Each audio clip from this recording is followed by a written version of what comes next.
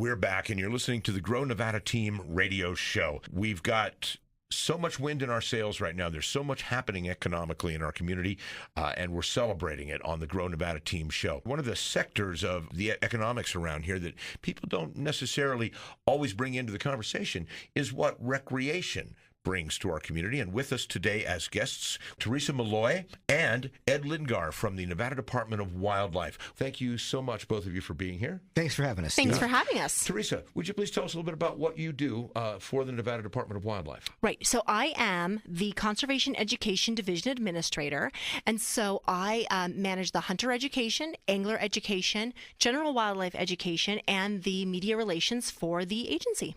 Great. So you're keeping everybody who's out hunting and fishing basically on track and doing the right thing and having a whole lot of fun. Correct. Absolutely. Me and my team of people throughout the state are making sure everybody's educated and knowing all about safety and what's out there for them in hunting, fishing, and wildlife watching. Now, your partner, Ed Lindgar here.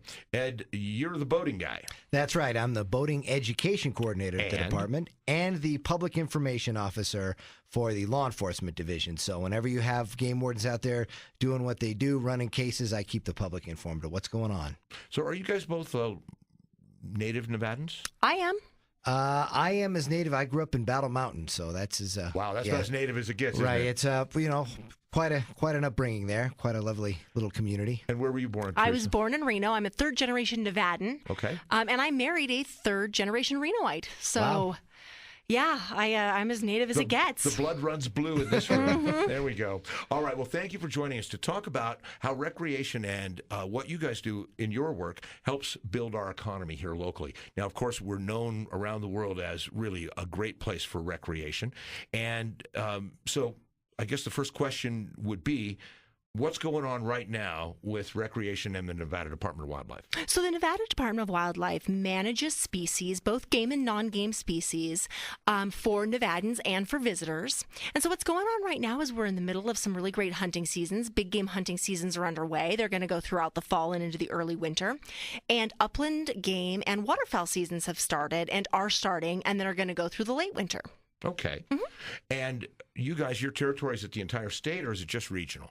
Northern Nevada. Oh, it's the entire state. Yeah. We both have statewide responsibility. So, the boating program runs statewide. We have game wardens in every little community dotting the landscape and down in Las Vegas and up here in Reno. So, our agency has statewide responsibility. We view the whole state, the animal populations, the hunters and fishermen, one big item. Right. Okay. I mean, one of our biggest charges is managing species for both hunters and anglers and the general population, people who just want to watch wildlife and enjoy wildlife, which, as you mentioned, is a major economic impact here. Sure. Now, if people were just able to grab their weapons and go out hunting willy-nilly, it wouldn't take long. We wouldn't have those animals here any longer to bring our tourism and continue kind of enriching our community. So what is it like? What does it take to manage that kind of a population in a way that makes it available for generations to come? So we have a team of highly trained wildlife biologists, including scientists, that go out, they survey aerially, they survey using the latest technologies like collaring and infrared data to see how many of the species are out there, each individual one, to see what their reproduction rates are, and to see what the carrying capacity of the land, that's the ability of the habitat and the landscape to support those animals. And they manage those populations. If there's problems, they transplant them, they reintroduce them to historic ranges. So we're really on the foremost leading edge of scientifically managing all these species. And sometimes, our law enforcement division sometimes likes to say we manage people and wildlife, because we have to manage the people who hunt and fish. If everybody, as you said, went out and just shot any animal they wanted, we wouldn't have wildlife. So we manage wildlife also by managing people. And, hunting is an important management tool. If populations get too big, they can collapse. So we've got to make sure that we have sustainable populations of animals. And that's a big part of what we do. Right. Facing this drought situation that we're in, one of the things we're looking at is the habitat and the sustainability for the animals that we have out there. As you mentioned, right now, big game is on everybody's mind. It Elk is. tags are out there, and there is a story that is in the news now about 6 elk being killed, poached is what actually happened out in the wild lands. What happened, Ed? That's right. So we got a report, and it was about a week apart, 2 separate areas where 3 elk were found. That was two cow and one calf in each area. So that was 6 total. It was in, of course, out in Lincoln County, and I have the exact location here. It was on Mount Grafton, and another was on Patterson Pass. So 2 areas, Mount Grafton and Patterson Pass, left to waste. So this is the problem. Somebody shot them and then left the meat. So you have illegal killing of wildlife, you have waste of game, and people became outraged. This came out last week, and people are still calling and trying to figure out what happened, but so far no leads. So at this point, you have absolutely nothing to go on other than whatever forensics you might have found on the scene. There are forensics, and if you think about it, if you had a major crime in a city or a killing or something like that, or a homicide, you have witnesses, you have cameras and things. So these are like homicides, but with animals up in the mountains. And game wardens do everything that you would do with a homicide here in the city. They take photos and they reconstruct the crime scene and they try and figure out what happened and they look for clues. But we really depend on sportsmen. There are a lot of people out there.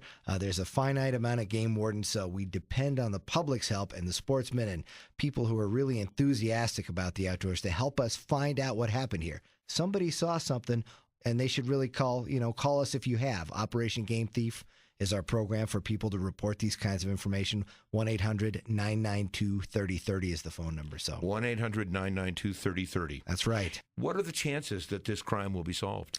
Well, we do catch poachers.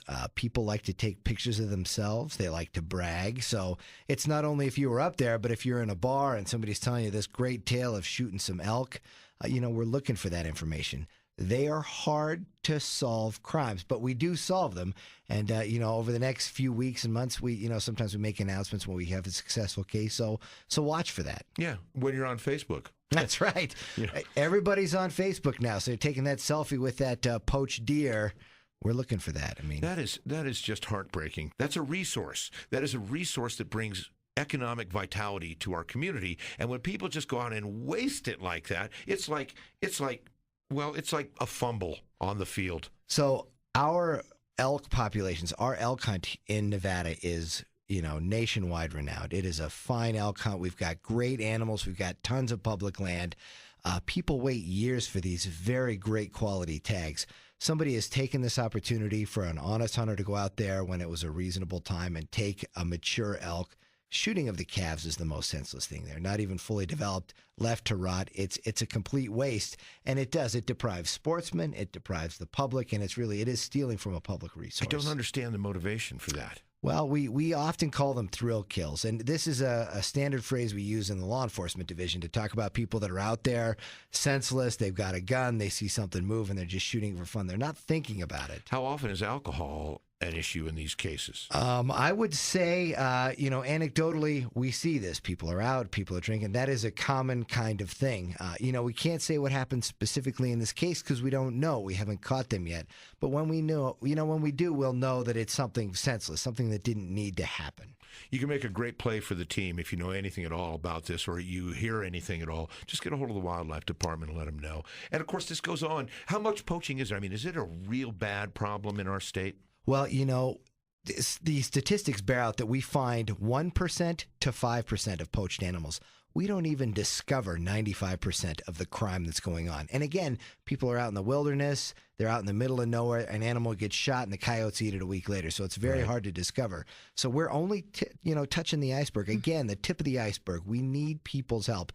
One thing that is positive that came out of this situation, I will say, is that people are outraged. People really do care. And this is new. In the 20 or 30 years ago, people wouldn't be quite so outraged about poaching. It was a nudge and a wink. But now people have really grown to care about the resource. And they come to us and we make one of these announcements. Everybody contacts us and they say, what can we do to help? So call Operation Game Thief, support Operation Game Thief. It's an important program, and it's how the sportsmen and the game wardens and the wildlife department, we all come together to really put a stop to this. That in itself tells me that we're living in a better world today than we were back then. That's great. Oh, absolutely. And of course, we always make the differentiation between honest hunters and poachers, because poachers are not honest hunters. These are not the same people that we're talking about. They're criminals. Yeah. Right. So we say poaching is to driving what drunk driving. So it's right. Yes, it's to hunting. It's not this. It's a not totally the same different person. thing. Right. 4 or 5 years ago, big game poaching was made a felony in Nevada. The legislature thought it was serious enough that they made it a Category D felony. So it is a serious crime. We take it seriously. I mean, we treat it with the seriousness it deserves. And again, the public is really the one driving this. The public gets more outraged than anyone. As well they should, that this resource has been stripped. Because you're talking about both honest sportsmen and just individuals who care about these animals. Let's turn the conversation back to economic development. Say a hunter comes in from out of state and he gets an elk tag. And does he come alone or does he usually come with friends? Oh, they usually always come with friends. Very rarely does anybody hunt alone. So a whole group of folks come to our community. What kind of economic impact does that have for us here in Northern Nevada, Teresa? Well, it's huge. We estimate that between hunters and anglers, so that's people both hunting and fishing, that we're bringing in about $410 million a year. You're kidding me. $500 million a year. In economic impact. Wow. So what we're saying is that about $1.1 million a day, represented by sportsmen, hunters, and anglers, resident and non-resident. So we're talking about both. Now, non-residents make up about a quarter of the sportsmen, but they make up about half or more of the economic impact because they are staying in hotels. They are purchasing food. They're eating at restaurants. So it has a real ripple effect. They bring in $48 million in federal taxes, which those federal taxes come back to the state for wildlife management, and about $38 million in state and local taxes. That's astounding. It really is. We all live in Reno. I've lived here a long time. You know, we are known for this outdoor environment, and it's how we bring companies in and how we bring people in, and we have to manage it. We have to manage the wildlife resources. You see the economic impact. That doesn't include other parts, such as wildlife watching, I don't think was in there. No. Nor was boating. So, boating, and which is that's your another big, right? huge part of what the Department of Wildlife does. We bring in a tremendous amount of this ethic of the outdoors and what people really want to do and quality of life, and that's what Reno's all about, and that's a big part of our mission. So absolutely. I mean, the outdoors and the quality of life is what really draws people here. And like Ed mentioned, we talked about the numbers from sportsmen, but wildlife watchers coming in bring in their own dollars. They're not represented in the numbers I gave you, but their economic impact is almost just as great as sportsmen. Right, and boating has a tremendous economic impact. If you look at Tahoe and Lahontan and, you know, all the other waterways. Is that part of the $500 million, or is that on top of that? That's on top of it. That's on not top even of that. included. That's boating is a totally separate economic impact. Wow. As is wildlife watching. So we could easily match these numbers with wildlife watching and boating. That's crazy. Right, That is, yeah. It is so important. And as long as we're on the subject of boating, I probably ought to just go ahead and mention to folks that you, Ed Lindgar, here in Northern Nevada, are Public Information Officer and Boating Education Officer, recognized nationally. Right, yeah. They What were was the nice award enough. called, Teresa? What was it? Oh, I don't want to make him say it. Oh, well, he received the Educator of the Year award Educator of the Year for award the for boating. yes For the boating National right. Association of Boating Law administration. Law Administration. Yes, It's a mouthful. It's a big it's a government. mouthful. So it was greatly appreciated, and we have a maturing program of education here. People don't realize it, but boating in Nevada, we have always been at the forefront of education and safety here. We have a mandatory education law that took effect 10 years ago. In fact, I was here when we implemented it, and we've grown the number of educated boaters, and we've reached out to the public, and we've put in loaner life jacket stations, and we've done a lot of real good things. And the award it was recognizing me, but I think it was recognizing the maturity of our program. We're very proud of our efforts and, ready to keep it going. No, we're proud of your efforts as well. Well, thank How you. long have you been Boating Education Director? I'm in my 13th year. One last question. Some of the wildest wildlife in Nevada is out on the playa in the summertime. Do you guys have anything to do with regulating that? I don't think so. We don't. We really don't. We don't. That's more of a Bureau of Land Management issue. Oh, okay. All right. Well, I was just thinking it's wild, and maybe it came under the umbrella of the Nevada. I'm going to go on Department of record and say I'm all for it. Wildlife. There you go.